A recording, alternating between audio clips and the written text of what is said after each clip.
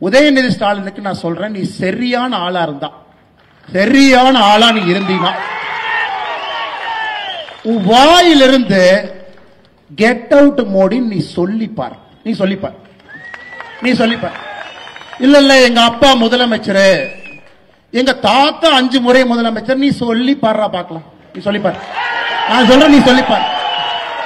வாயிலிருந்து எங்களுடைய உலக தலைவரை, எங்க தாத்தா முதலமைச்சர், அப்பா முதலமைச்சர், எங்க அப்பா சிட்டிங் முதலமைச்சர், நான் சிட்டிங் துணை முதலமைச்சர், சொல்றா பார்க்கலாம். சொல்லு. நீ மந்தாளத்து கேட்ல சொன்ன 2 நாட்களுக்கு முன்பு நீ என்ன சொன்ன? சென்னையில கெட் அவுட் மோடி, வெளியே போடா மோடின்னு சொல்லுவாராம். உன் வீட்டுக்கு வெளியே வந்து பால்டாயில் பாபு போஸ்ட் ஒட்டிட்டு வரும்.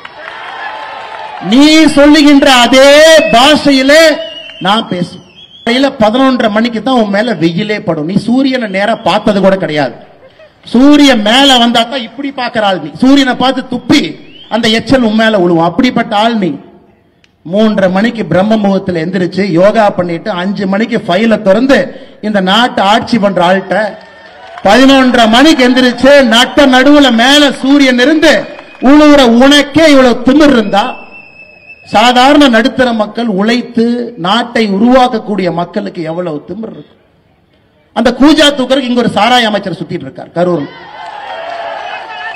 இவனுக்கு எந்த அளவுக்கு ஒரு கேவலமான பேர் வழினா, சாராய அமைச்சருடைய சொந்த தம்பி 1 வருஷமாக காவல்துறையால் தேடப்படக்கூடிய குற்றவாளி. இந்த கொடுமை எங்கேயாச்சும் பார்த்திருக்கிறீங்களா?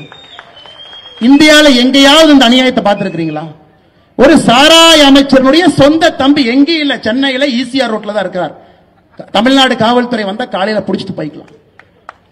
பட் எனக்கு ஒரு கொஞ்ச நாளைக்கு வெளியே இருந்தா நல்லதுதாங்க. அதனால கொஞ்ச நாளைக்கு வெளியே இருக்கட்டும் தான் நானும் பொறுத்துக்கிட்டு இருக்கேன். எலெக்ஷன்லாம் வருது, கொஞ்ச நாளைக்கு வெளியே இருக்கட்டும், அப்ப பாத்துக்கலாம். அன்பில் மகேஷ் பொய்யாமொழி நேத்தனை பார்த்து கேட்கிறாரு, ஏப்பா நீ 3 மொழி கத்துக்கன்னு அண்ணாமலை சொல்றியே, உனக்கெல்லாம் என்னையா தகுதி இருக்கு? நான் சொல்றேன், அன்பில் நல்லா கேட்டு, காதுல நல்லா காது திறந்து கேட்டுக்க. நான் சொல்றேன், நல்லா கேட்டுக்க. இதே ஊர்ல 20 வயசு வரை நான் கழிப்பறையை பார்த்தது கிடையாது. அது போன்ற ஒரு குடும்பத்தில் வளர்ந்தவன் நான். காலையில ஸ்கூலுக்கு போகும்போது ஆட்டு புழக்கை அள்ளி கொட்டிட்டு மாட்டுச்சாணை தள்ளி வீசிட்டு ஆட்டை கொண்டு போய் தோட்டத்தில் ஓட்டிட்டு ஸ்கூல் போகும்போது சைக்கிள் நிறுத்திட்டு பேருந்தில் ஏறி போய் படிச்சவன் நான். அதனால இந்த பந்தா பண்ற வேலை என்கிட்ட வச்சுக்க. நேத்து அண்ணன் இந்த 2G புகழ் ஆர் ராஜா சொல்றார், இந்த ஹிந்திக்காரனே ஹிந்தி படிச்சுட்டு தமிழ்நாட்டில் வந்து குப்பை கொட்டிட்டு இருக்கான். ஐயா உழைச்சுதாங்க ஐயா சாப்பிட்றான். ஹிந்திக்காரன் உழைச்சுதானங்க ஐயா சாப்பிட்றான். ரோட்ல பிச்சையார் எடுக்கிறாங்களாங்க ஐயா. யாராவது இந்திக்காரன் இங்க வந்து நம்ம கிட்ட வேலை செய்யறாங்கன்னா உழைச்சு வேலை பார்த்து அவன் இங்க இந்த ஊர்ல வாழ்றான். நம்ம ஊரை எப்பவும் தப்பாக எந்த இந்திக்காரனும் பேசினதே கிடையாது. யாராவது ஒரு இந்திக்காரன் வட இந்தியாவில இருந்து தமிழ்நாட்டை பத்தி தப்பா நீங்க பேசி பார்த்திருக்கீங்களா? ஆனா இவனுக்கு அரசியலே நம்மை பற்றி தப்பா பேசாதவங்கள இவங்க இங்கிருந்து பான்பராக்கு வாய, ஹிந்தி தெரிஞ்சா டாய்லெட் மட்டும்தான் கட்டலாம், இதெல்லாம் இங்கிருந்து இவங்க பேசுறாங்க. யாராவது ஹிந்தி தெரியக்கூடிய நாட்டுல யாராவது ஒருவர் நம்முடைய தாய் திரு தமிழ்நாட்டை பத்தி தப்பா பேசி நம்ம பார்த்திருக்கோமா? உதயநிதி ஸ்டாலின் மற்றும் ஒரு தற்கொலையாக இருக்கக்கூடிய அன்பில் மகேஷ் பொய்யாமொழி அவருடைய பாணியில அதே மாதிரி திமுக ஸ்டைல்ல பேச போறாங்க. திராவிட முன்னேற்ற கழகத்தினுடைய ஆட்சி எப்படி இருக்குது? நாங்க ஐயா ஒரு கல்லை குடித்த ஒரு குரங்கு நல்ல பனைமரத்து கல், ஒரு பனைமரத்து கல்லு, செம்மண் பனைமரத்தினுடைய கல்ல, நல்ல ஒரு பான கல்ல ஒரு குரங்கு குடிச்சிருச்சுங்க ஐயா. அந்த குடிச்ச குரங்கு ஒரு பான கல்லினுடைய சூடே பார்த்தீங்கன்னா தட்டு தடுமாறிக்கிட்டு இருக்கும். அதுக்கப்புறம் ஒரு தேள் வந்து அந்த குரங்க கடிக்குது. ஆல்ரெடி கல்ல குடிச்ச குரங்க ஒரு தேள் வந்து கடித்தால் அந்த குரங்கு எப்படி நடந்து கொள்ளுமோ அதுபோன்றுதான் தமிழகத்தில் திராவிட முன்னேற்ற கழகத்தினுடைய ஆட்சி கல்லை குடித்து தேலை கொட்டிய ஒரு குரங்காக திராவிட முன்னேற்ற கழகத்தினுடைய ஆட்சி இருக்கு. அவ்வளவு நிலை தடுமாறி இருக்கு. என்னுடைய பேச்சில் 2 பாகம் இருக்குதுங்க ஐயா. முதல் பகுதி ஒரு விவசாயினுடைய மகனாக, இந்த மண்ணினுடைய மைந்தனாக, உங்களுடைய செல்ல பிள்ளையாக எப்பொழுதும் மரியாதை கொடுத்து மரியாதை வாங்கி வளர்ந்த ஒரு சமுதாயத்தில் பேசக்கூடிய மனிதனுடைய பேச்சாக என்னுடைய முதல் பகுதி இருக்கும். என்னுடைய பேச்சினுடைய 2வது பகுதி நேரடியாக திராவிட முன்னேற்ற கழகத்தினுடைய தற்குறிகள், உதயநிதி ஸ்டாலின் மற்றும் ஒரு தற்கொலையாக இருக்கக்கூடிய அன்பில் மகேஷ் பொய்யாமொழி அவருடைய பாணியில அதே மாதிரி திமுக ஸ்டைல்ல பேச போறாங்க. இதுவரைக்கும் எந்த மேடையிலே அதுபோல் நான் பேசியதில்லை. இன்று கரூர் மேடையிலே திராவிட முன்னேற்ற கழகத்துக்கு அவர்களுடைய பாணியில் எப்படி பேசினா அவர்களுக்கு புரியும் என்பதில் என்னுடைய இரண்டாவது பாதையினுடைய என்னுடைய பேச்சு இருக்குங்க ஐயா. அதனால பெண்கள் யாரும் என்னை தவறாக நினைக்க கூடாது. அரசியல் காலகட்டத்தில் அங்கே நின்று கொண்டிருக்கின்றோம். முல்லை சில இடத்துல முள்ளால தான் எடுக்கணும். ஒரே பொய்ய திரும்ப திரும்ப சொல்லி குழந்தைகளுடைய எதிர்காலத்தோடு விளையாண்டு அவர்கள் மட்டும் நன்றாக இருக்க வேண்டும், நம்முடைய குழந்தைக்கு தரமான கல்வி கிடைக்கக்கூடாது, நம்முடைய குழந்தைகள் வாழ்க்கையில மேல வந்துடக்கூடாது என்பதிலே தெல்ல தெளிவாக ஒரு அரசியல் கூட்டம், ஒரு குள்ளநெறி கூட்டம் தமிழ்நாட்டில் இருக்குதுங்க ஐயா. 60 ஆண்டு காலமாக தெல்ல தெளிவா இருக்கிறார்.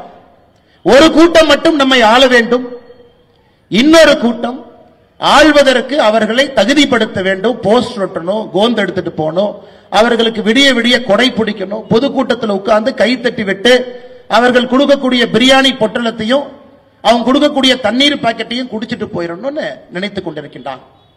அதையெல்லாம் இந்த முறை உடைத்து 2026 சட்டப்பேரவை தேர்தல் அதையெல்லாம் உடைத்து திராவிட முன்னேற்ற கழகம் என்கின்ற தீய சக்தியை இந்த மண்ணிலிருந்து வேரோடு அறுத்து எரிய வேண்டிய நேரம் இல்லை. நாங்க ஐயா தமிழ்நாட்டை ஆண்டவனே வந்தாலும் காப்பாற்ற முடியாதுங்க ஐயா. இதுக்கு முன்னாடி ஒரு பெரியவர் சொன்னார், சூப்பர் ஸ்டார் சொன்னார், ஒரு காலகட்டத்தில் சொன்னார், தமிழ்நாட்டை ஆண்டவனே வந்தாலும் காப்பாற்ற முடியாது.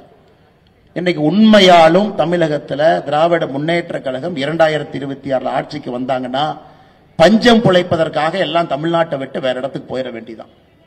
அந்த அளவுக்கு மோசமாக இருக்கிறது. அதனால் நம்முடைய தார்மீக கடமை, நம்முடைய உரிமை, இவர்களை ஆட்சி பீடத்திலிருந்து இறக்கி அதிகாரம் அப்படிங்கறத ஒரு பைசா கூட கையில கொடுக்காம வைக்க வேண்டிய கட்டாயம் நமக்கு இருக்குங்க ஐயா. இன்னைக்கு பட்ஜெட் விளக்க பொதுக்கூட்டத்தில் நின்று கொண்டிருக்கின்றோம். உலகத்தில் எங்கேயும் இல்லாத சாதனையை ஒரு தமிழ் பெண், திருச்சியை சார்ந்த ஒரு தமிழ் பெண் 11 முறை மோடி அரசு போட்டிருக்கக்கூடிய பட்ஜெட்டை ஒரு தமிழ் பெண் 8 முறை பாராளுமன்றத்தில் சரித்திர சாட்சியாக அந்த பட்ஜெட் அளிச்சிருக்கிறாங்க. யோசிச்சு பாருங்க, ஒரு தமிழ் பெண், நம்ம பக்கத்து திருச்சி, இங்க படிச்சவங்க, இங்க வளர்ந்தவங்க. மோடி அவருடைய ஆட்சியில ஒரு பெண் எந்திரிச்சு தமிழ் மொழியில திருக்குறள்ல பேசி ஒரு முறை அல்ல, 2 முறை அல்ல, 8 முறை கொடுத்திருக்கக்கூடிய பட்ஜெட். இதே ஒரு சரித்திர சிறப்புங்க ஐயா. இரண்டாவது, நமக்கு நேரம் இருந்து இந்த பட்ஜெட்ல என்ன சொல்லி இருக்கிறாங்கன்னு யாராவது பெரியவர்களுக்கு நேரம் இருந்து பாத்தீங்கன்னா, இந்த பட்ஜெட் எப்பொழுதும் நம்ம சொல்றோம் இது வளர்ச்சியினுடைய பட்ஜெட். ஆனா இங்க திராவிட முன்னேற்ற கழகம் பட்ஜெட் போடுறாங்க. அவர்களுடைய ஒரு பட்ஜெட் விளக்க கூட்டத்திற்கு முதலமைச்சர் ஸ்டாலின் அவர்கள் வந்தது கிடையாது. ஒரு மேடையில் முதலமைச்சர் ஸ்டாலின் அவர்கள், இல்ல நாங்க பட்ஜெட் இந்த மாதிரி போட்டிருக்கோம், 3 லட்சம் கோடி ரூபாய் எங்களுடைய பட்ஜெட், தமிழ்நாட்டில் பாருங்க இந்த போன்ற திட்டங்கள் எல்லாம் கொண்டு வந்திருக்கின்றோம், இதுவரை அவர் பேசியதில்லை. மேடை எதற்கேறார்னா, மத்திய அரசு போட்டிருக்கக்கூடிய பட்ஜெட் சரியில்லை என்று சொல்வதற்காக மேடையின் மீது ஏறார். அதிலேயே நமக்கு தெரிய வேண்டும் எப்படிப்பட்ட குற்ற உணர்ச்சி நம்முடைய முதலமைச்சர் ஐயா மு க ஸ்டாலின் அவருக்கு இருக்கு. எப்படிப்பட்ட குற்ற உணர்ச்சி.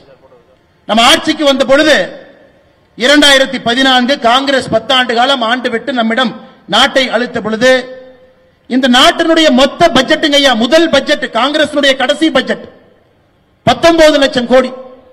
மொத்தமாக இந்த பட்ஜெட்டினுடைய சைஸ் பாத்தீங்கன்னா 19 லட்சம் கோடி. அதான் ஒரு வருஷத்துக்கான பட்ஜெட்.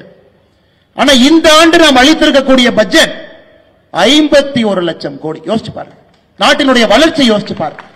10 ஆண்டுகள்ல நம்முடைய பாரத நாடு 19 லட்சம் பட்ஜெட் போடக்கூடிய நாட்டிலிருந்து 51 லட்சம் பட்ஜெட் போடக்கூடிய பெரிய நாடாக வளர்ந்திருக்கின்றோம்.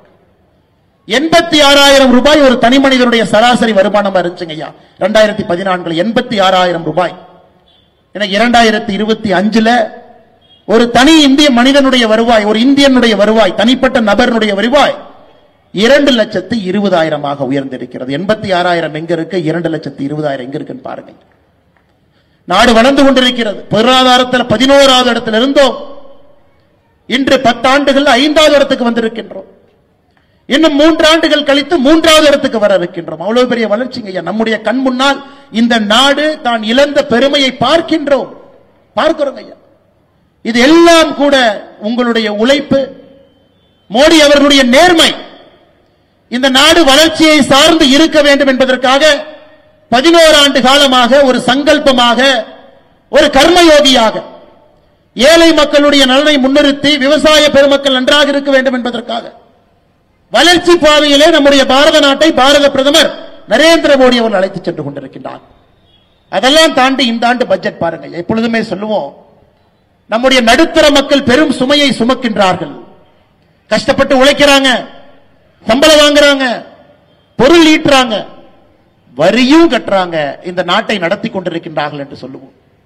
2014 காங்கிரசினுடைய கடைசி ஆண்டு 3,45,00,000 பேர் வரி கட்டினாங்க ஐயா நம்ம நாட்டில். 3,45,00,000 பேர்.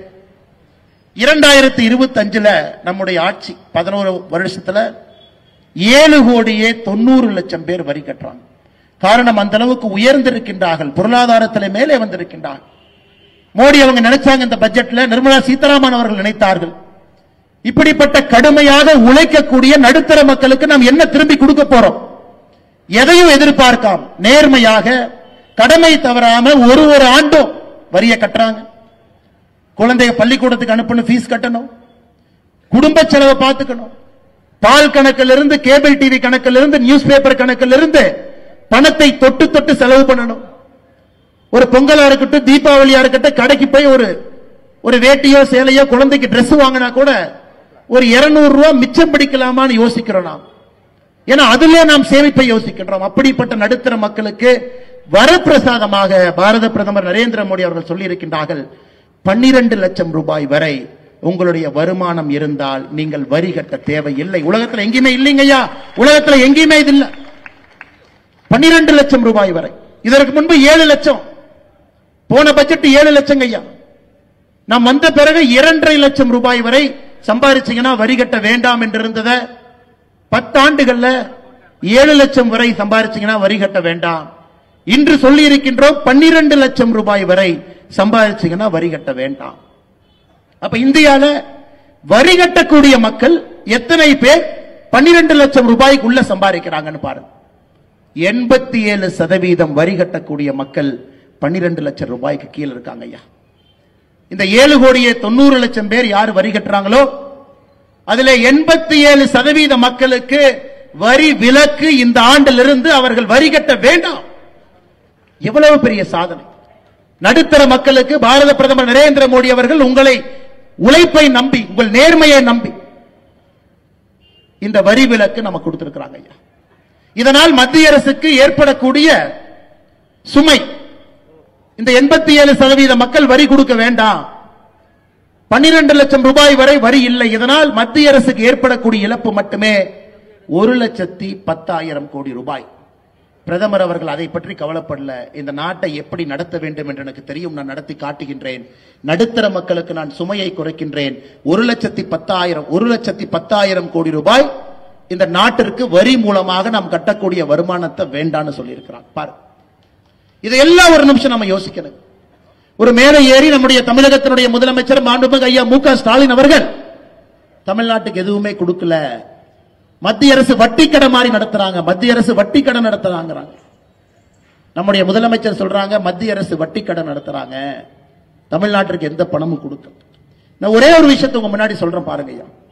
10 ஆண்டு காலம் காங்கிரஸ் ஆட்சி இருந்த பொழுது, திமுக அங்கம் வகித்த காங்கிரஸ் இருந்த பொழுது 2004 14 வரை 10 ஆண்டுகள் மத்திய அரசு, காங்கிரஸ் அரசு, மன்மோகன் சிங் அவர்களுடைய அரசு தமிழ்நாட்டிற்கு நேரடியாக வரி பகிர்மானம் எவ்வளவு கொடுத்தாங்கன்னு பாருங்க. அது ஆங்கிலத்திலே டெவல்யூஷன் கிராண்ட்ங்கிறோம்.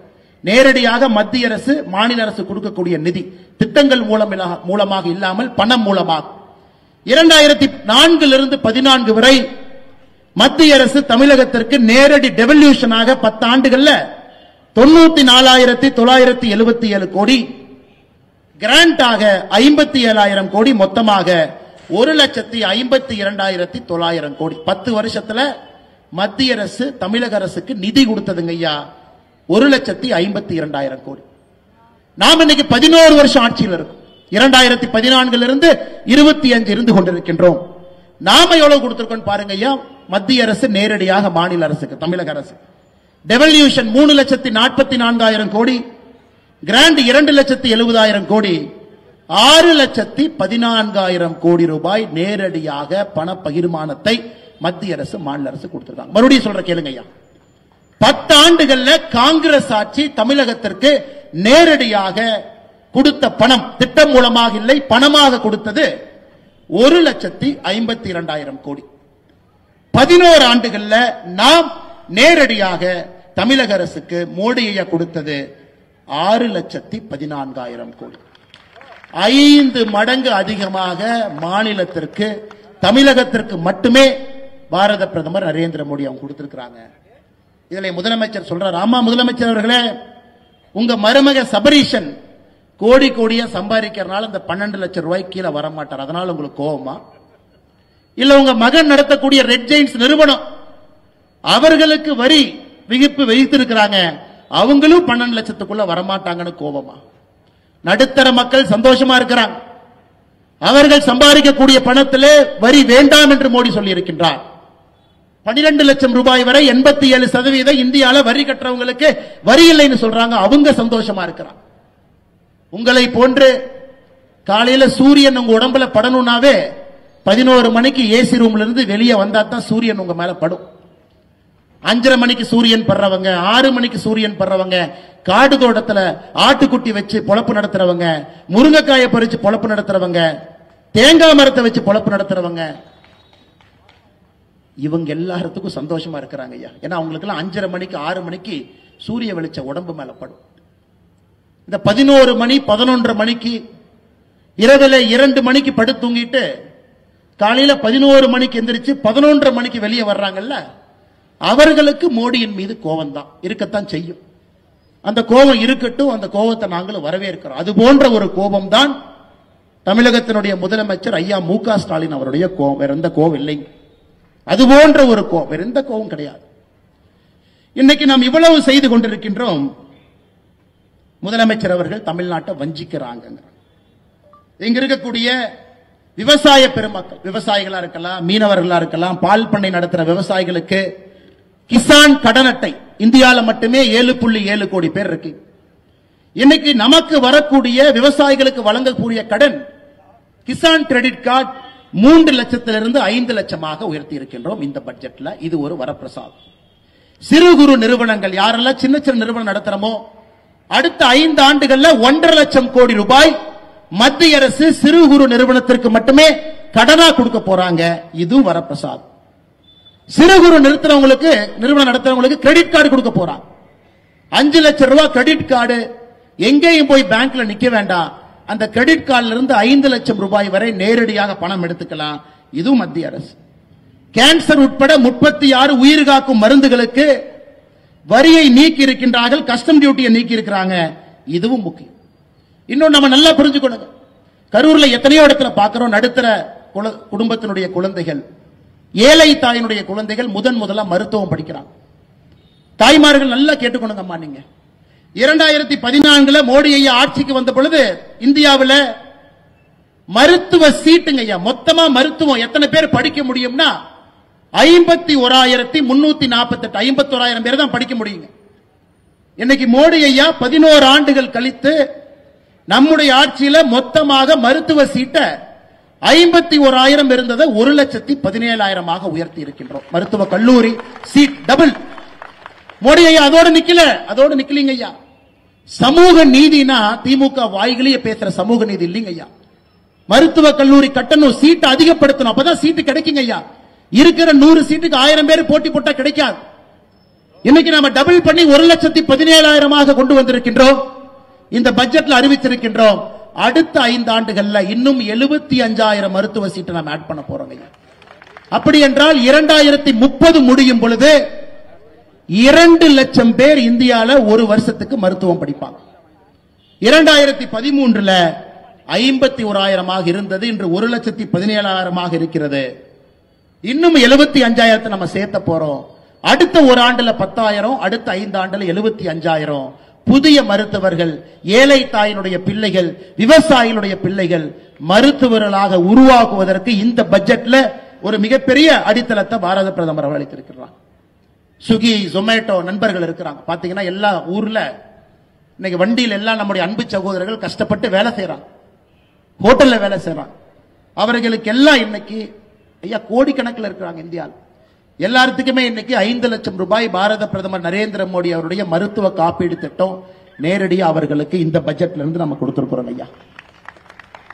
ஐயா கொடுத்துக்கிட்டே இருக்கிற ஒரு திட்டமாக கடந்த 4 ஆண்டுகள்ல மட்டும் 100 நாள் வேலை வாய்ப்பு திட்டம் கரூர்ல அதிகமான பயனாளிகள் இருக்கிறாங்க. 38,600 கோடி ரூபாய் 100 நாள் வேலை வாய்ப்பு திட்டத்துக்கு தமிழ்நாட்டு கொடுத்திருக்கிறோம். விவசாய கௌரவ நிதி விவசாய பெருமக்களுக்கு 6,000 ரூபாய் கடந்த 4 ஆண்டுகள்ல 6,209 கோடி ரூபாய். குழந்தைகளுடைய ஊட்டச்சத்தை உறுதி செய்யக்கூடிய போஷான் திட்டம் 2,796 கோடி ரூபாய். தமிழகத்தினுடைய சுகாதாரத்துறையை மேம்படுத்தக்கூடிய உட்கமைப்பு திட்டத்திற்கு 5,753 கோடி ரூபாய். தேசிய சமூக உதவி திட்டம் அதாவது நம்முடைய முதியோர்களுக்கு உதவித்தொகை 2,480 கோடி. ஜல்ஜீவன் திட்டம் வீடு வீட்டுக்கு பைப்பு மூலமாக குடிதண்ணீர் 5,899 கோடி ரூபாய். கிராமப்புற மோடி வீடு 3,087 கோடி ரூபாய். கிராமப்புற சாலை திட்டம் 1,464 கோடி ரூபாய். தமிழ்நாட்டில் இன்னைக்கு நடக்கக்கூடிய மத்திய அரசு செய்யக்கூடிய தேசிய நெடுஞ்சாலை நேஷனல் ஹைவே இன்னைக்கு மட்டும் ஐயா 46,000 கோடி ரூபாய்க்கு வேலை நடந்து கொண்டிருக்கிறது. 46,000 கோடி ரூபாய் தமிழ்நாட்டில் இன்னைக்கு வேலை நடக்குது. அப்படி இருக்கும் பொழுது எந்த அர்த்தத்தில் நம்முடைய முதலமைச்சர் அவர்கள் நீங்க எங்களுக்கு நிதி கொடுக்கலங்கிறார். நாம் கொடுத்திருக்கக்கூடிய நிதி காங்கிரஸ் ஆட்சியை விட நேரடி நிதி 5 மடங்கு உயர்ந்திருக்கிறது.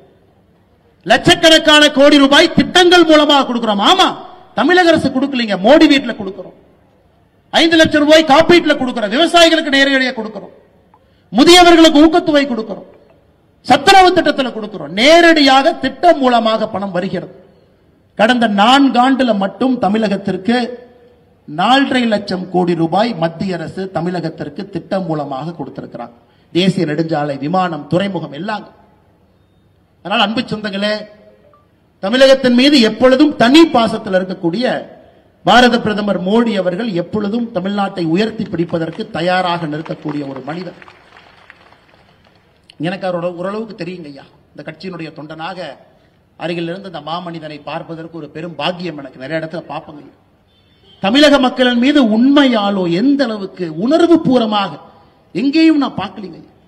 உள்ளத்திலிருந்து உணர்ச்சி மிகுந்தமாக நம்முடைய மக்களின் மீது வைத்திருக்கக்கூடிய நம்பிக்கை. மேடையின் மீது அமர்ந்திருப்பாங்க. பக்கத்துல பல முறை பார்த்திருப்பீங்க, மோடி ஐயா என்கிட்ட பேசுவாங்க. நான் மோடி ஐயாட்ட கையை மறைச்சு பேசுவேன். அவர் கேட்கறதெல்லாம் பெண்களை பார்த்தாங்கன்னா முதல் கேள்வி என்ன கேட்பாருன்னா, பெண்கள் இத்தனை பேர் வந்திருக்கிறாங்களே அவங்களுக்கு கழிப்பறை வசதி எல்லாம் பண்ணிருக்கியான்னு கேட்பாரு. நான் சொல்லுவேன், பண்ணிருக்கேன் சார், அங்க இருக்கு. அப்படி தண்ணி வசதி அப்படிமா, தண்ணி எல்லாம் பண்ணிருக்கிறோங்க ஐயா. வெயில் ரொம்ப அதிகமா இருக்கு, எப்படி இவங்க எல்லாம் இங்கிருந்து நடந்து போவாங்க, எப்படி வந்திருப்பாங்க இவங்க எல்லாம்? சரி, இப்படி வந்திருப்பாங்க. எல்லாம் என்ன வேலை செய்வாங்க தோராயமா, எந்த ஊர்ல இருந்து வந்திருப்பாங்க, இவங்க எல்லாம் எந்த பகுதி? ஆர்வமாக மேடையில் இருந்து குறிப்பாக நம்முடைய தாய்மார்கள் சகோதரிகள் அமர்ந்திருக்கும் பொழுது ஆர்வமா கேட்டு தெரிஞ்சுக்குவாரு. போன பிறகு சில நேரத்தில் அவங்க கூட வந்திருக்கிற டீம் வெளியே போய் செக் பண்ணுவாங்க. போதுமான தண்ணீர் வசதி இருக்கிறதா, போதுமான கழிப்பறை வசதி இருக்கான். எங்கேயாவது குற்றம் குறை இருந்தால் நேரடியாக டெல்லியில் இருந்து தொலைபேசி மூலமாக அழைத்து அதை சுட்டி காட்டுவார். ஒரு பிரதமர், ஒரு நாட்டினுடைய பிரதமர் ட்ரம்புக்கு நேரடியாக ட்ரம்ப் சேர தூக்கி பின்னாடி போறார். அமெரிக்காவுக்கு போனா ட்ரம்ப் சேர தூக்கிட்டு வர்றார், உட்காருங்க யான். உலக நாடுகள் சிவப்பு கம்பளத்தை விரித்து அந்த மனிதனை வரவேற்பதற்காக கை கட்டி உலக நாடுகள் இருக்கிறார். இன்னைக்கு இந்தியாவில் கட்டார் நாட்டினுடைய எமீர் இருக்கிறார், இஸ்லாமிய நாட்டினுடைய ஒரு மிக முக்கிய தலைவர். அந்த தலைவரை வரவேற்பதற்காக பிரதமர் மோடி அவர்களே விமான நிலையத்துக்கு போய் அந்த தலைவரை வரவேற்கிறார். விமான நிலையத்திற்கு போய் மோடி நிற்கிறார். காரணம், ஒரு இஸ்லாமிய நாட்டின் மீது எந்த அளவுக்கு நட்பான உணர்வு பாரத பிரதமர் நரேந்திர மோடி அவர்கள் வைத்திருக்கின்றார்கள் என்பதெல்லாம் சாட்சிங்க. இங்க இருக்கக்கூடிய அலப்பற பசங்க சொந்த ஊரை தாண்டா அவங்க யாருன்னே மக்களுக்கு தெரியாது. சொந்த ஊரை தாண்ட நாலு அல்ல கையில வச்சுட்டு முன்னாடி அண்ணன் வர்றாருன்னு சொன்னா தான் அண்ணன் வர்றாருன்னே 4 பேத்துக்கு தெரியும். இந்த அல்லக்கைக ஐயப்ப நான் திமுக ஸ்டைலுக்கு மாறிட்டேன், தப்பா நினைச்சுக்காது. இந்த அல்லக்கைக பாரத பிரதமர் நரேந்திர மோடி அவர்களை பார்த்து குற்றம் சுமத்துறாங்க. உதயநிதி ஸ்டாலின் சொல்றாரு நேற்று முன்தினம், மோடி மட்டும் தமிழ்நாட்டுக்கு வந்தாருன்னா முதல்ல நாங்க கோ பேக் மோடின்னு சொன்னோம், நாங்க இன்னைக்கு கெட் அவுட் மோடின்னு சொல்லுவோம். அப்படி உதயநிதி ஸ்டாலினுக்கு நான் சொல்றேன், நீ சரியான ஆளா இருந்தா, சரியான ஆளா நீ இருந்தீனா, உன் வாயிலிருந்து கெட் அவுட் மோடின்னு நீ சொல்லிப்பார். நீ சொல்லிப்பார், நீ சொல்லிப்பார். இல்ல இல்ல எங்க அப்பா முதலமைச்சர், எங்க தாத்தா 5 முறை முதலமைச்சர், நீ சொல்லி பாடுறா பார்க்கலாம். நீ சொல்லிப்பார், நான் சொல்றேன், நீ சொல்லிப்பார். வாயிலிருந்து எங்களுடைய உலக தலைவரை எங்க தாத்தா முதலமைச்சர், அப்பா முதலமைச்சர், எங்க அப்பா சிட்டிங் முதலமைச்சர், நான் சிட்டிங் துணை முதலமைச்சர் சொல்றா பார்க்கலாம். சொல்லு. நீ மந்தாளத்து கேட்ல சொன்ன 2 நாட்களுக்கு முன்பு நீ என்ன சொன்ன? சென்னையில கெட் அவுட் மோடி, வெளியே போடா மோடின்னு சொல்லுவாராம். உன் வீட்டுக்கு வெளியே வந்து பால்டாயில் பாபு போஸ்ட் ஒட்டிட்டு வரும். நீ சொல்லுகின்ற அதே பாஷையிலே நான் பேசு. உனக்கு ஒரு உலக தலைவரை மதிக்க தெரியல, ஒரு கத்துக்குட்டி. நீ கத்துக்குட்டி. காலையில 11:30 மணிக்கு தான் உன் மேல வெயிலே படும். நீ சூரியனை நேரா பார்த்தது கூட கிடையாது. சூரியன் மேல வந்தா தான் இப்படி பார்க்கிற ஆள் நீ. சூரியனை பார்த்து துப்பி அந்த எச்சல் உன் மேல விழுவும். அப்படிப்பட்ட ஆள் நீ. 3:30 மணிக்கு பிரம்ம முகத்தில் எந்திரிச்சு யோகா பண்ணிட்டு 5 மணிக்கு ஃபைல திறந்து இந்த நாட்டை ஆட்சி பண்ற ஆள்கிட்ட 11:30 மணிக்கு எந்திரிச்சு நட்ட நடுவுல மேல சூரியன் இருந்து உழுவுற உனக்கே இவ்வளவு திமிர் இருந்தா, சாதாரண நடுத்தர மக்கள் உழைத்து நாட்டை உருவாக்கக்கூடிய மக்களுக்கு எவ்வளவு திமிர் இருக்கு? அந்த கூஜா தூக்கருக்கு இங்க ஒரு சாராய அமைச்சர் சுத்திட்டு இருக்கார் கரூர். இவனுக்கு எந்த அளவுக்கு ஒரு கேவலமான பேர் வழினா, சாராய அமைச்சருடைய சொந்த தம்பி 1 வருஷமாக காவல்துறையால் தேடப்படக்கூடிய குற்றவாளி. இந்த கொடுமை எங்கேயாச்சும் பார்த்திருக்கிறீங்களா? இந்தியாவில் எங்கேயாவது இந்த அநியாயத்தை பார்த்திருக்கிறீங்களா? ஒரு சாராய அமைச்சருடைய சொந்த தம்பி எங்கே இல்ல, சென்னையில ஈசிஆர் ரோட்ல தான் இருக்கிறார். தமிழ்நாடு காவல்துறை வந்தா காலையில புடிச்சிட்டு போய்க்கலாம். பட் எனக்கு ஒரு கொஞ்ச நாளைக்கு வெளியே இருந்தா நல்லதுதாங்க. அதனால கொஞ்ச நாளைக்கு வெளியே இருக்கட்டும் தான் நானும் பொறுத்துக்கிட்டு இருக்கேன். எலெக்ஷன்லாம் வருது, கொஞ்ச நாளைக்கு வெளியே இருக்கட்டும், அப்ப பாத்துக்கலாம். சொந்த இந்த மாவட்டத்தினுடைய பதவி பிரமாணம் எடுத்து அரசியலமைப்பு சட்டத்தின் மீது சத்தியம் செய்து இந்த நாட்டினுடைய சட்டத்தை எல்லாம் காப்புன்னு சொல்லி இருக்கக்கூடிய சாராய அமைச்சருடைய தம்பி காவல்துறையால் தேடப்படக்கூடிய முக்கிய குற்றவாளியா 1 வருஷம் வெளியே. அவர் ஏத்தீங்கன்னா கரூர்ல என்ன, காவல்துறை கொண்டு வந்து கஞ்சா பொட்டலத்தை வச்சு கைது, அல்லது உங்க வீட்டுல கொண்டு வந்து அவங்களே மண்ணை கொட்டிட்டு மண்ணை திருடுனீங்க அப்படின்னு கைது. அதுதான் கரூர்ல இருக்கக்கூடிய பாரதிய ஜனதா கட்சியினுடைய தலைவர் தொண்டருக்கு இந்த சாராய அமைச்சர் குடிக்கக்கூடிய பரிசா இருக்கு. கரூர்ல இருக்கக்கூடிய அண்ணன் விஜயபாஸ்கர் அவர்கள், இதற்கு முன்பு அமைச்சராக இருக்கக்கூடிய இந்திய அண்ணா திராவிட முன்னேற்ற கழகத்தில் அமைச்சராக இருக்கக்கூடிய அண்ணன் விஜயபாஸ்கர் அவர்கள், அவங்க கூட இருக்கிறவங்களுக்கும் இதுதான் சாராய அமைச்சர் கிடைக்கக்கூடிய பரிசா இருக்கு. அதனால இவங்க எல்லாம் அம்மா நீங்க விடக்கூடாதுங்க அம்மா. இவங்க எல்லாம் உங்களுடைய குலத்தை நாசம் பண்ணிட்டு இருக்காங்க, நாசம் பண்ணிட்டு இருக்காங்க குலத்தை. நல்லா புரிஞ்சுக்கணும். அன்பில் மகேஷ் பொய்யாமொழி நேத்தனை பார்த்து கேட்கிறாரு, ஏப்பா நீ 3 மொழி கத்துக்கன்னு அண்ணாமலை சொல்றியே, உனக்கெல்லாம் என்னையா தகுதி இருக்கு? நான் சொல்றேன் அன்பில், நல்லா கேட்டு காதுல நல்லா காது திறந்து கேட்டுக்க. நான் சொல்றேன் நல்லா கேட்டுக்க. இதே ஊர்ல 20 வயசு வரை நான் கழிப்பறையை பார்த்தது கிடையாது. அது போன்ற ஒரு குடும்பத்தில் வளர்ந்தவன் நான். காலையில ஸ்கூலுக்கு போகும்போது ஆட்டு புலக்கை அள்ளி கொட்டிட்டு மாட்டுச்சாலை தள்ளி வீசிட்டு ஆட்டை கொண்டு போய் தோட்டத்தில் ஓட்டிட்டு ஸ்கூல் போகும்போது சைக்கிளை நிறுத்திட்டு பேருந்தில் ஏறி போய் படிச்சவன் நான். அதனால இந்த பந்தா பண்ற வேலை என்கிட்ட வச்சுக்க. நாங்கள் கேட்பது ஆதாரப்பூர்வமான கேள்வி. இதெல்லாம் 4:30 மணி 5 மணி 6 மணிக்கு சூரியன் பார்த்து வளர்ந்த உடம்புங்க. உங்களை போல 11 மணி 12 மணிக்கு உச்சித்தலையில சூரியனை பார்த்து எந்திரிச்சவங்க கிடையாதுங்க. நாமெல்லாம் சாதாரண மக்களாக இருந்து இங்கே நின்று உங்களோடு உங்களுடைய சொந்தமாக பேசிக் கொண்டிருக்கின்றேன். எனக்கு வழி தெரியுங்க. கல்வியினுடைய பெருமை எனக்கு தெரியும். கற்றவனுக்கு போராடத்துல என்ன சிறப்பு என்பது எனக்கு தெரியும். மோடி அவர்கள் கை கொடுத்தனை மதிக்கிறார்னா என்னுடைய கல்விக்காக, வேற எதுவுமே கிடையாதுங்க. வேற என்னங்க, கல்விக்காக மட்டும்தான், அதற்கு மட்டும்தான், வேற எதுவும் கிடையாது. அதே போலதான் உங்கள் குழந்தையும் இருக்க வேண்டும் என்பதற்காகத்தான் இந்த போராட்டம். வேற ஒரு வெங்காயம் கிடையாதுங்க. அந்த போராட்டம் அதற்காக மட்டும்தான். இவர்களுக்கு என்ன, இவர்களுக்கு பின்னணி இவங்க குழந்தை, அதற்கு பிறகு உதயநிதி, அதன் பிறகு இன்ப நிதி, இப்படியே சுத்தணும். நம்ம குழந்தைங்க கை கட்டி போஸ்ட் ஒட்டணும். வெக்கமா இல்லையா உங்களுக்கு எல்லாம்? நீ சொன்ன ஒரு ஆளுமே 3 மொழியை படிக்கிறான். மோடி என்ன சொல்றார்? மும்மொழி கொள்கைங்கிறது என்னங்க ஐயா? படிக்கிறதெல்லாம் தமிழ்ல, ஒரு ஆங்கில மொழி, ஏதாவது ஒரு இந்திய மொழிய மூன்றாவது மொழியா படிங்கன்னு சொல்றார். கன்னடம் பிடிக்குதா கன்னடம் படிங்க, தெலுங்கு பிடிக்குதா தெலுங்கு படிங்க, சமஸ்கிருதம் பிடிக்குதா சமஸ்கிருதத்தை படிங்க, ஹிந்தி பிடிக்குதா ஹிந்திய படிங்க. ஒரு மொழிய மூன்றாவது மொழிய பிடிச்ச மொழிய படிங்க. இதுல எங்க ஹிந்திய திணிக்கிறார்? எங்கங்க ஹிந்திய திணிக்கிறார்? மோடி அவர்கள் எங்கே ஹிந்திய திணிக்கிறார்? யாராச்சும் ஒருத்தர் தயவு செஞ்சு எனக்கு சொல்லுங்க. மோடி அவர்கள் எங்கேயும் ஹிந்தி என்கின்ற வார்த்தையை பயன்படுத்தல. இந்த மனுஷன் தமிழ்நாட்டுக்கு வந்தாவே ஆங்கிலத்தில் பேசுறாருங்க ஐயா. இந்த மனுஷன் தமிழ்நாட்டுக்கு வந்தாவே ஹிந்தியில பேசுறது இல்ல, ஆங்கிலத்தில் பேசுறார். அந்த ஸ்பீச்சை மொழிபெயர்த்து தமிழ நம்ம மொழிபெயர்க்கிறோம். தமிழ்நாட்டிற்கு வந்தே ஹிந்தி பேசாம, இந்தியாவில் இருக்கக்கூடிய ஒரே ஒரு மாநிலத்தில் ஹிந்தி பேசாம ஆங்கிலத்தில் உங்களிடம் பேசுறாங்க. தட்டு தடுமாறி தமிழ் கத்துக்கிட்டு தமிழும் பேசுறாங்க. இந்த மனுஷன் ஹிந்தியை திணிப்பாராங்க ஐயா? இந்த மனுஷன் ஆங்கிலத்தை விட ஹிந்தியில் அழகா பேசலாமே, உணர்ச்சியா பேசலாமே. இந்த மனிதனும் நம்மளை போல இங்கிலீஷ் கத்துட்டு பேசுறாருங்க ஐயா. இவருக்கு ஹிந்தி நல்லா வரும், குஜராத்தி, அதன் பிறகு ஹிந்தி கத்துக்கிட்டார்.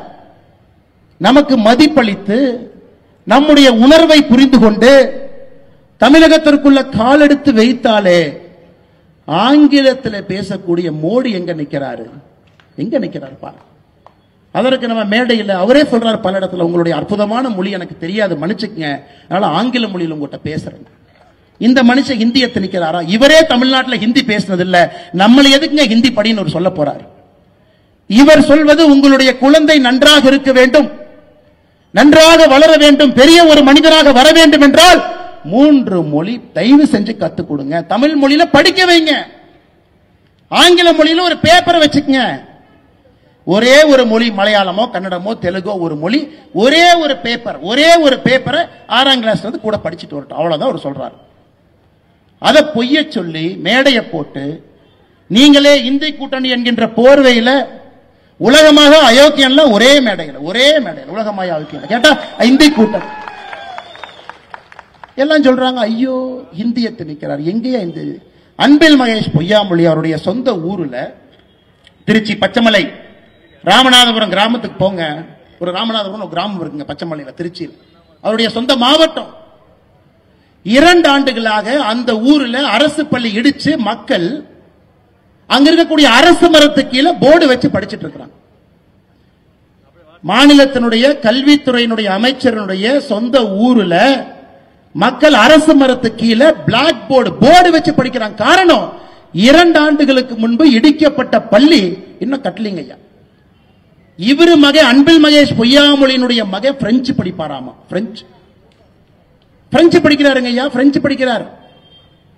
அவர் ஹிந்தியோட படிக்கல, அவர் வேற எந்த மொழியும் படிக்கலீங்க, ஆங்கிலம் நேரா பிரெஞ்சு.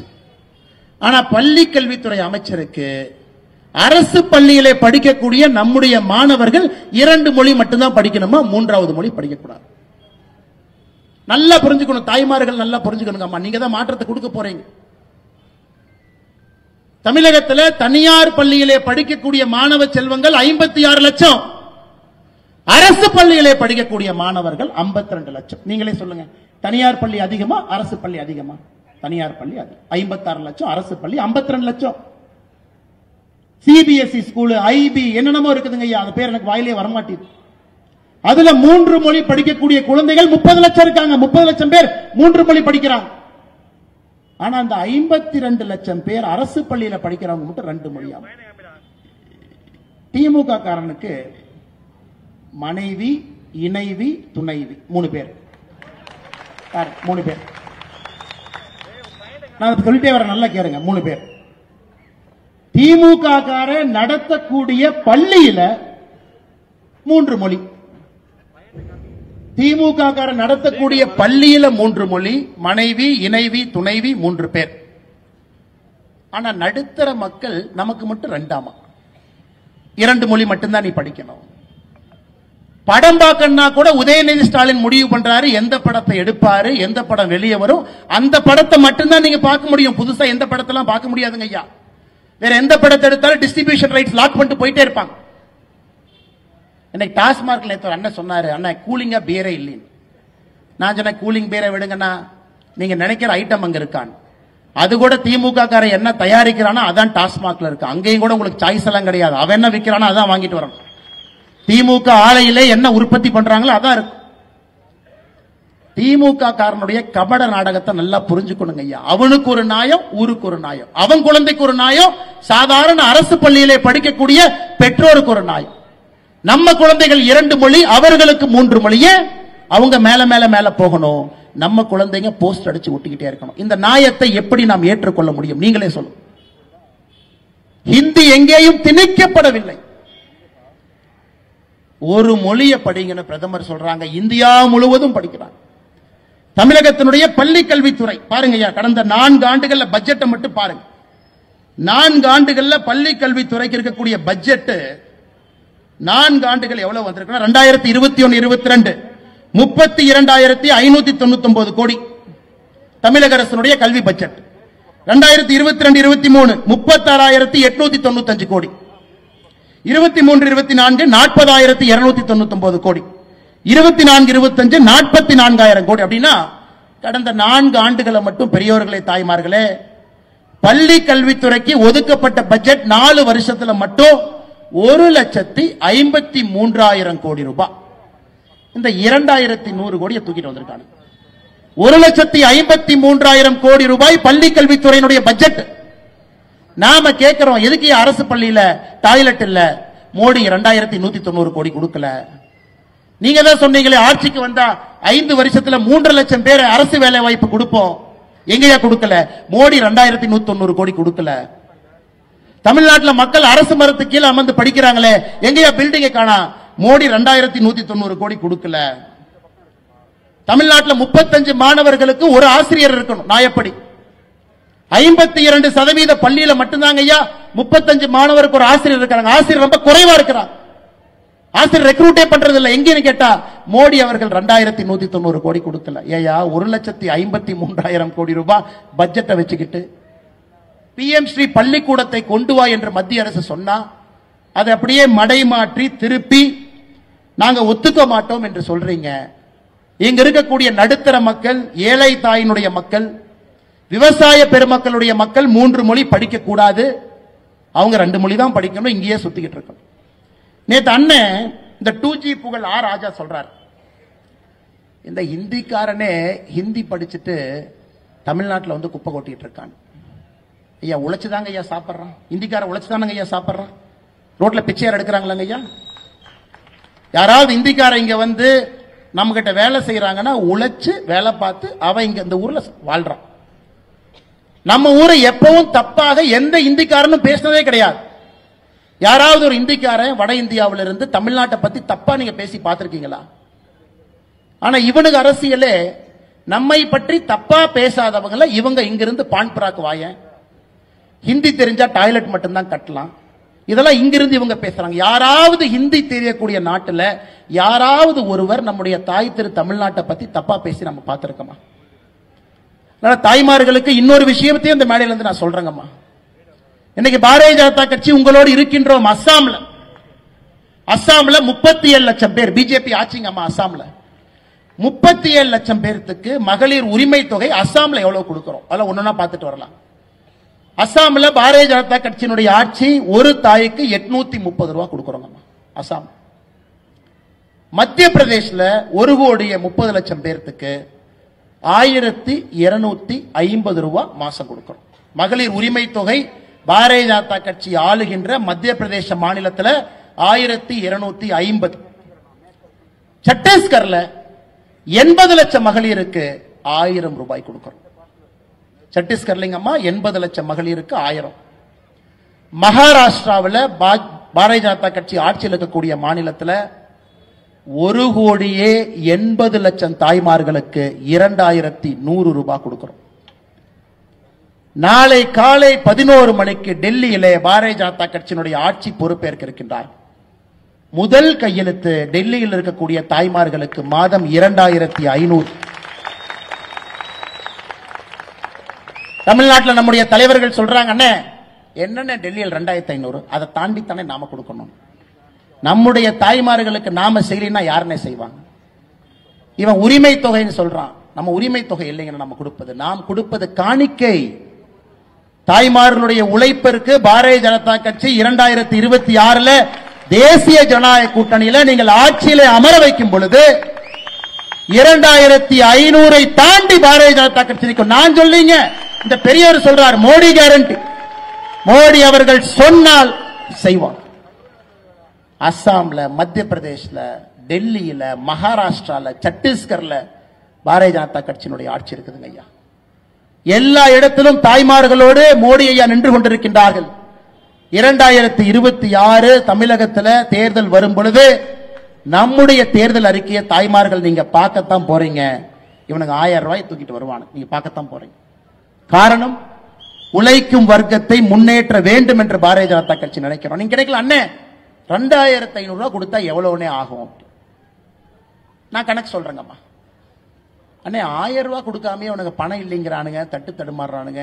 உங்க பாட்டுக்கு நீங்க மைக் எடுத்து 2500 தாண்டி கொடுப்போம் சொல்றீங்களேன்னா, அப்ப மத்த பணம் எல்லாம் சரியா வருமா? ஸ்கூலுக்கு பணம் கொடுக்கணும், ரோடு போடுறதுக்கு பணம் கொடுக்கணும், ஹாஸ்பிட்டல் நடத்துறதுக்கு பணம் கொடுக்கணும், வளர்ச்சி குறையாம இருக்கணும். எப்படிங்கன்னா கொடுப்பீங்க? அம்மா 3 லட்சம் கோடி ரூபாய் பட்ஜெட் போடுறாங்க. தமிழக அரசினுடைய வருடாந்திர பட்ஜெட் 3 லட்சம் கோடி. 30% கமிஷன் அடிச்சா 90,000 கோடி. அம்மா, இதெல்லாம் கமிஷன் அடிக்க தெரியாத கூட்டம். இந்த பிஜேபியில உங்களுக்கு கமிஷன் என்னன்னே தெரியாது. இவன் கமிஷன் வாங்க போனாங்கன்னா இவன் கமிஷன்காரனுக்கு 10 ரூபா கொடுத்துட்டு வர்ற கூட்டம் தான் இங்க எல்லாம் பிஜேபியில் இருக்கிறான். நேர்மை நாணயம் என்று சொல்லக்கூடிய கூட்டம் தான் இன்னைக்கு பாரதிய ஜனதா கட்சி. நாம கமிஷன் அடிக்காம ஆட்சி நடத்தும் பொழுது நமக்கு எதுக்கு 90,000 கோடி வேணுங்க? அந்த பணமெல்லாம் உங்களுக்கு வந்துட்டு போகுது. தரமில்லாத சாலைகள், தரமில்லாத மருத்துவமனை, தரமில்லாத எல்லா பொருளையும் தமிழ்நாட்டில் பார்த்துக்கிட்டு இருக்கோம். எந்த பாலை எப்ப உழுவும் தெரியாது. அதனால் நாங்கள் தெல்ல தெளிவாக இருக்கின்றோம். எங்களால் இங்க இருக்கக்கூடிய தாய்மார்களுக்கு காணிக்கையாக உங்களோடு நாங்கள் நிற்போம், உங்களை உயர்த்துவோம். காரணம், உங்களிடம் சேமிப்பு இருந்துச்சுன்னா, ஒரு தாய்மார் கையில சேமிப்பு இருந்ததுன்னா அது நாட்டிற்கு நீங்க திரும்ப அந்த பணத்தை கொடுக்க போறீங்க. நீங்க எந்த பொருளை வாங்கினாலும் திரும்ப அந்த பொருள் உங்க கைக்கு வரும் பொழுது அந்த பணம் இந்த நாட்டுக்கு வருது. தாய்மார் எப்பொழுதும் சரியா யோசிச்சுதான் செலவு பண்ணுவாங்கிற நம்பிக்கை பாரத பிரதமர் நரேந்திர மோடி ஐயா கையில் இருக்குதுங்க ஐயா. அதனாலதான் 830 அஸ்ஸாம்ல, சத்தீஸ்கர்ல 1000, மத்திய பிரதேஷ்ல 1250, மகாராஷ்டிராவில் 2100, டெல்லியிலே நாளையிலிருந்து 2500 நம்மால் கொடுக்க முடியும். வளர்ச்சியை இவங்களால கொடுக்க முடியாது. காரணம், 90,000 கோடி கொள்ளை அடிக்கணும், பணமும் கொடுக்கணும், ரோடும் போடணும், ஹாஸ்பிட்டலும் கட்டினா எப்படிங்க ஐயா பட்ஜெட் பத்து? அன்பு சொந்தங்களே, இங்க இருக்கக்கூடிய அன்பு தாய்மார்களே, நாங்கள் உங்களோடு நிற்போம். திமுக காரன் பிஜேபி என்ன எக்ஸ்ட்ரா கொண்டு வருதுன்னு பாருங்க. எல்லா நிதியோடு, எல்லா திட்டத்தோடு உங்களுக்கு நேர்மை என்கின்ற வார்த்தையை உங்க வீட்டுக்கு நாங்கள் கொண்டு வரோம். நியாயம் என்கின்ற வார்த்தையை உங்க வீட்டுக்கு கொண்டு வரோம். இவங்க மாதிரி இல்லைங்க. ஒரு நாள் பேப்பரை திறந்து படிச்சீங்கன்னா, தாய்மார்கள் மீது நடந்த பாலியல் வன்கொடுமை இன்னைக்கு நடக்கிறது நேத்தை விட கொடூரமா இருக்கு, நாளைக்கு நடக்க போறது இன்னைக்கு விட கொடூரமா இருக்கு. அதையெல்லாம் ஒழிக்க வேண்டும் என்றால் கட்டுக்கோப்பான காவல்துறைக்கு மறுபடியும் அதிகாரத்தை கொடுத்து வீதியில் அவங்களை இறக்கி விடணும். அதே காவல்துறை நல்ல காவல்துறைங்க. திமுக வந்த பிறகு கையை கட்டி போட்டிருக்கின்றார். அந்த காவல்துறைக்கு அதிகாரத்தை திரும்ப கொடுக்கும் பொழுது ஒரு தாய்மாருக்கும் சகோதரிக்கும் ஒரு பிஞ்சு குழந்தைங்க ஐயா. நான் தாய்மார் சகோதரியை தாண்டி பிஞ்சு குழந்தைக்கு தமிழகத்திலே பாதுகாப்பு இல்லைன்னு நான் வந்துட்டேங்க ஐயா. பிஞ்சு குழந்தை, அந்த குழந்தை எதுவுமே தெரியாது. பிஞ்சு குழந்தை 8 வயசு பொண்ணுக்கு என்னங்க ஐயா தெரியும்? இல்ல 18 வயசு பொண்ணுக்கே பெருசா தெரியாது. பிஞ்சு குழந்தையின் மீது கையவர்கள் என்று கை வைத்துக் கொண்டிருக்கின்றார்கள். அந்த அவலத்தை தமிழ்நாட்டில் நாம் பார்த்துக்கிட்டு இருக்கிறோம். எதுவும் செய்ய முடியாம குற்ற உணர்ச்சியில் என்று கொண்டிருக்கின்றோம். அதையெல்லாம் பாரதிய ஜனதா கட்சி சரி செஞ்சு கொடுக்குங்க அம்மா, நீங்க நம்பணும். ஏன்னா பாரதிய ஜனதா கட்சியால் மட்டும்தான் அது முடியும். நாங்க 3 மொழி கத்துக்க வேண்டும் என்று சொல்வது எங்களுக்கு அதுல எந்த பிரயோஜனம் இல்லைங்கம்மா. நம்ம கிட்ட எந்த ஸ்கூல் இல்ல. 3 மொழி கற்றுக்கொள்ள வேண்டும் என்று சொல்வது உங்களுடைய குழந்தை நாளை உயர்ந்து நிற்க வேண்டும், மாமனிதனாக வர வேண்டும் என்பதற்காக, பாரத பிரதமரை போல ஒப்பற்ற தலைவனாக வர வேண்டும் என்பதற்காக. இந்த 52 லட்சம் அரசு பள்ளியில் படிக்கக்கூடிய மாணவ செல்வங்களுக்கு மட்டும் ஏன் இவங்க வஞ்சனை பண்றாங்க? ஏன் ஓர வஞ்சனை பண்றாங்க? இவங்க நடத்தக்கூடிய பள்ளியில் இருக்கு. அதைத்தான் திரும்ப திரும்ப திரும்ப கேட்க. இன்னைக்கு புதுசா வந்திருக்கிறாங்க நடிகர் எல்லாம் அரசியலுக்கு வர்றாங்க. அவரு சொல்றார், அண்ணன் விஜய் சொல்றார், 2 மொழி தான். அவரே ஒரு பள்ளி நடத்துறாரு, அவரே சிபிஎஸ்இ பள்ளி நடத்துறாரு. அந்த பள்ளியில ஹிந்தி மொழியை அவரே கத்துக் கொடுக்கிறார். அவருடைய சொந்த பள்ளி விஜய் வித்யாசிரம், நடிகர் விஜய் அவர்கள் தமிழக வெற்றி கழகத்தினுடைய தலைவர் நடத்தக்கூடிய சொந்த பள்ளி சிபிஎஸ்இ பள்ளியில ஹிந்தி இருக்குதுங்க ஐயா. என்ன நியாயத்தை பேசுறாங்க அவங்கள, என்ன உண்மையை பேசுறாங்க? இவ்வளவு வாய்களையே பேசக்கூடிய அரசியல் தலைவர்கள் எல்லா குழந்தையும் இன்டர்நேஷனல் ஸ்கூல், ஐபில, பிரெஞ்சு, வேறு வேறு மொழியில படிக்கிறாங்க. எப்படி ஏற்றுக்கொள்ள முடியும்? அதனால் பாரதிய ஜனதா கட்சி உங்களோடு இருப்போம். உங்களுக்கு இது நல்லது என்பதை உங்களுக்கு எடுத்து சொல்லிக் கொண்டிருக்கின்றோம். உங்களுக்கும் அது தெரியும். ஹிந்தியை இந்த மனுஷனே திணிக்கல, இந்த மனுஷனே ஹிந்தியில தமிழ்நாட்டில் பேசல, இந்த மனுஷன் எதுக்கு நம்மளே ஹிந்தியில பேச சொல்ல போறார்? ஆங்கிலம் படிங்க, தமிழ் படிங்க, இன்னொரு மொழியை படிங்கன்னு சொல்றார். அதனால் நிச்சயமாக வருகின்ற காலத்தில் நீங்கள் பாரதிய ஜனதா கட்சியின் பக்கம் நிற்பீங்க என்கின்ற முழு நம்பிக்கை எனக்கு இருக்குதுங்க. ஏன்னா 2026 மாற்றம் இல்லை என்றால் என்னை பொறுத்தவரை எப்பவும் இல்லை என்றுதான் நான் பார்க்கின்றேன். ஏன்னா இன்னைக்கே தமிழ்நாட்டை திருத்த முடியாத ஒரு மாநிலமாக இவர்கள் மாற்றி வச்சிருக்கிறாங்க ஐயா. சாராயம் காட்டாற்று வெள்ளம் போல் ஓடிக்கொண்டிருக்கிறது. சட்டம் ஒழுங்கு சீர்கெட்டு நிற்கிறது. ஒரு பிஞ்சு குழந்தைக்கு இந்த மாநிலத்தில் பாதுகாப்பு இல்லை. இன்னும் 5 வருஷம் ஆச்சுன்னா யோசிச்சு பாருங்க. 5 வருஷம் ஆச்சுன்னா யோசிச்சு பாருங்க. இன்னைக்கு முதலமைச்சர் அவர்கள் பகல் கனவுல 200 200 200 200 200 200னா அப்புறம் நம்ம சொல்லுவோம் போற போக்கில் அப்படியே அந்த வண்டியில் ஏறிப்பா, அந்த வண்டி பெரிய ஆஸ்பத்திரிக்கு போகுது. அப்படிதான் முதலமைச்சர் சொல்லிட்டு இருக்கிறாங்க 200 200 200 200 200. எப்படி மக்கள் 200 கொடுப்பாங்க? எப்படி கொடுப்பாங்க ஐயா? எப்படி 200 கொடுப்பாங்க? இவ்வளவு மோசமான ஒரு ஆட்சி, யாருக்கும் எந்த பிரயோஜனம் இல்லாத ஆட்சி, எந்தவித வளர்ச்சி திட்டமும் இல்லாத ஆட்சி, யாருக்கும் பாதுகாப்பு இல்லாத ஒரு ஆட்சியில எப்படி 200 மக்கள் கொடுப்பாங்க? 200னா 200 சீட்டுங்களாமா? அன்பு சொந்தங்களே, இந்த வரலாற்று சிறப்பு மிக்க கரூர் பொதுக்கூட்டத்தில் இங்கே பங்கேற்றுக் கொண்டிருக்கக்கூடிய எல்லா அன்பு சொந்தங்களுக்கும் இந்த நேரத்தில் என்னுடைய நெஞ்சார்ந்த நன்றிகளை தெரிவித்துக் கொள்கின்றேன். திராவிட முன்னேற்ற கழகத்தினுடைய அன்பு சொந்தங்களுக்கு சொல்லிக்கிறேன், உங்கள் குழந்தையும் 3 மொழி படிக்க வைங்க. தயவு செஞ்சு நீங்க அரசியல் கரவேட்டி கட்டுறதுக்காக உங்க குழந்தையினுடைய வாழ்க்கையை பால்படுத்திடாதீங்க. நாளைக்கு வந்து என்ன டாடி இப்படி பண்ணிட்டேன்னு கேட்பாங்க.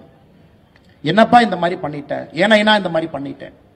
உங்கள் குழந்தையை படிக்க வைப்பதற்கு வாய்ப்பு இருக்கும் பொழுது படிக்க வைங்க, நன்றாக வர வேண்டும். நாம தான் கை கட்டி போஸ்ட் ஒற்ற ஒரு காலகட்டமாக மாறி இருக்கின்றோம். குழந்தைகள் கம்பீரமாக வருங்காலத்தில் பாரதிய ஜனதா கட்சியினுடைய ஆளுமை மிகுந்த தலைவர்களாக, பிரதமர்களாக, முதலமைச்சர்களாக உங்கள் குழந்தை வர வேண்டும் என்று நினைக்கின்றோம். இந்த நாட்டை ஆள வேண்டும் என்று நினைக்கின்றோம். எங்களுக்கு இதுல எந்த விதமான சுயலாபம் இல்லைங்கம்மா. உங்களுடைய குழந்தை நன்றாக இருக்க வேண்டும் என்பதற்காகத்தான் இவ்வளவு ஆக்ரோஷமா பேச, இவ்வளவு பொய்யை பேசிக் கொண்டிருக்கின்றார். அதனால் நிச்சயமாக வருகின்ற காலத்தில் உங்களுடைய அன்பும் ஆதரவும் பாரதிய ஜனதா கட்சிக்கு இருக்கும், மோடி அவர்களுக்கு இருக்கும், தாமரை சின்னத்திற்கு இருக்கும்.